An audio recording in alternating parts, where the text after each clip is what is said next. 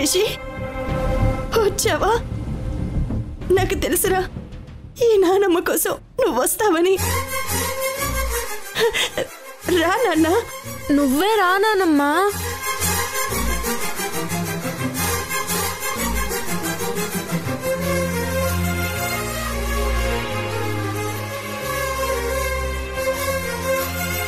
రిషి రా నాన్న. నన్ను పట్టుకో.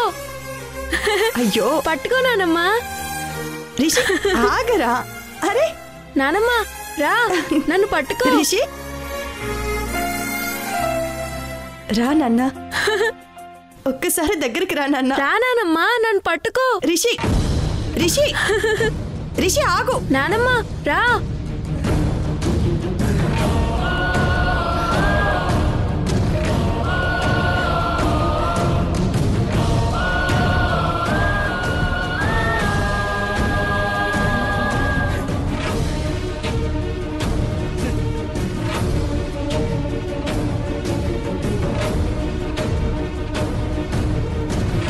రిషి ఆగరా.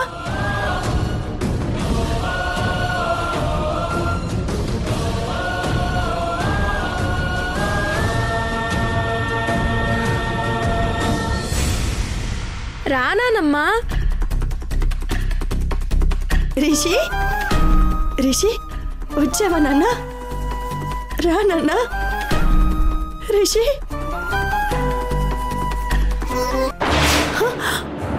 రిషి నాన్న. రిషి నానమ్మా. రిషి రా నానమ్మా.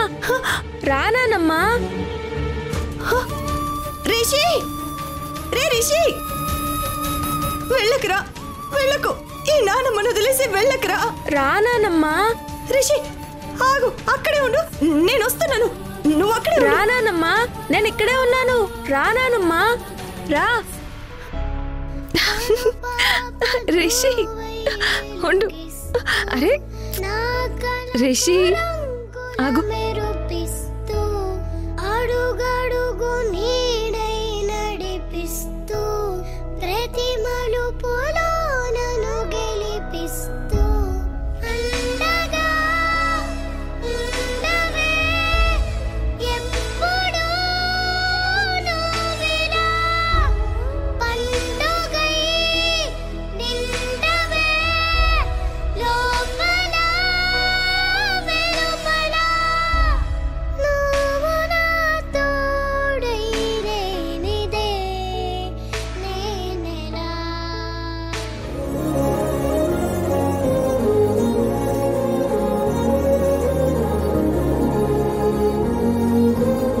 హే, బెండకాయ కూర. ఈ కూర అంటే శశికి చాలా ఇష్టమమ్మా.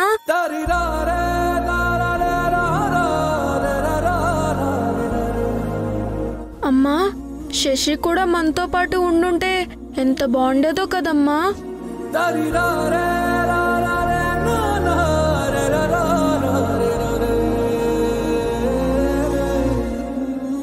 బాధపడకు నాన్న, శశి తప్పకుండా మనతో పాటు ఉంటుంది. శశి మన దగ్గరికి రాదమ్మా. తనకి సంధ్య అమ్మంటేనే ఇష్టం. నువ్వంటే అస్సలు నచ్చదు శశికి.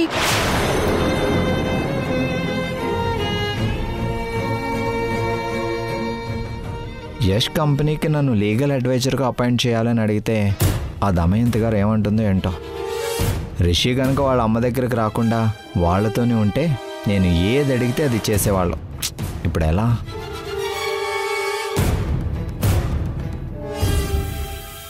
శశికి నేను నచ్చేలా చేస్తాను. నన్ను అమ్మగా ఇష్టపడేలా చేస్తాను. త్వరలోనే మనతో ఉండేలా చేస్తాను. మాటిస్తున్నాను నాన్న. నువ్వు నేను శశి కలిసి ఉండే రోజు దగ్గరలోనే ఉంది. నిజంగానా అమ్మా? అవును. ఓ, సింధు శశిని కూడా దక్కించుకోవాలనుకుంటుందా? ఈ ఒక్క పాయింట్ చాలు ఆ దమయంతి గారిని ప్రాక్టికల్గా భయపెట్టి యష్ కంపెనీకి నేను లీగల్ అడ్వైజర్ కావడానికి. బెండకాయ కూర కొంచెం ఎక్కువే పెడుతున్నాను. లంచ్ టైంలో శశి కూడా పెట్టు, మర్చిపోకు. అలాగే అమ్మా.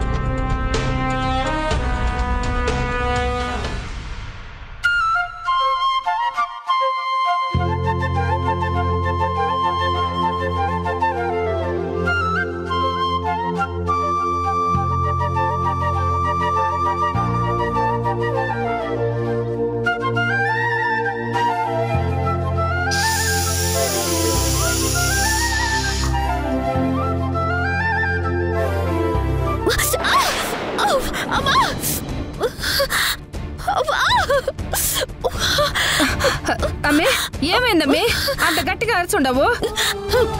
మూత తీస్తా ఉంటే చేయి కాలిపోయిందమ్మే. అట్టనా? అయ్యో అయ్యో అయ్యో ఏందమ్మే నీ చెయ్యి ఎర్రగా కందిపోయి ఏట బొబ్బలెక్కుండాయో? అయినా నువ్వు వంట చేయడం ఏందమ్మే? నువ్వేమన్నా ఏంటి వంటదానివా ఏంది? వంట తప్ప ఇంక ఇంట్లో నేనే చేయగలమ్మే. రిషి మనసు మార్చి మనతో ఉండేలా చేస్తానని తావతేకి మాటిచ్చుండాను. ఆ మాట నేను నిలబెట్టుకోలేకపోయిండాను. రిషిని సింధు దగ్గరికి వెళ్లకుండా ఆపేసుండుంటే ఈ పాటికి యశ్ చెప్పి నా మెళ్ళ తాలి కట్టుండేవాడు. ఈ జన్మలో నాకు అదృష్టం లేదమ్మే. శశి పుణ్యమా అని మనమిక్కడుంటున్నాం. అది కూడా లేదంటే దావత్త మనిద్దరిని ఎప్పుడో ఇంట్లో నుంచి ఇళ్ళ కొట్టేసుండేది. వంట మనిషిగా అయినా ఈ ఇంట్లో ఉండగలుగుతున్నాను. ఆ సంతోషం చాలమ్మే నాకు. మరి నువ్వు ఎంత అల్ప సంతోషం వేద్దమ్మి? ఈ వంట పని చేసుకోవడానిక నువ్వు ఇక్కడ ఉండేది? నువ్వేమన్నా ఇంటి పని మంచివా ఏంది? వద్దు వెళ్ళిపోదాం పద. వద్దమ్మే, నా మాటినమ్మే. నేను వినేదే లేదమ్మే. ఒక్క క్షణం కూడా మనం ఇక్కడ ఉండబడలా. వెళ్ళిపోతున్నాం అంతే. వద్దమ్మే.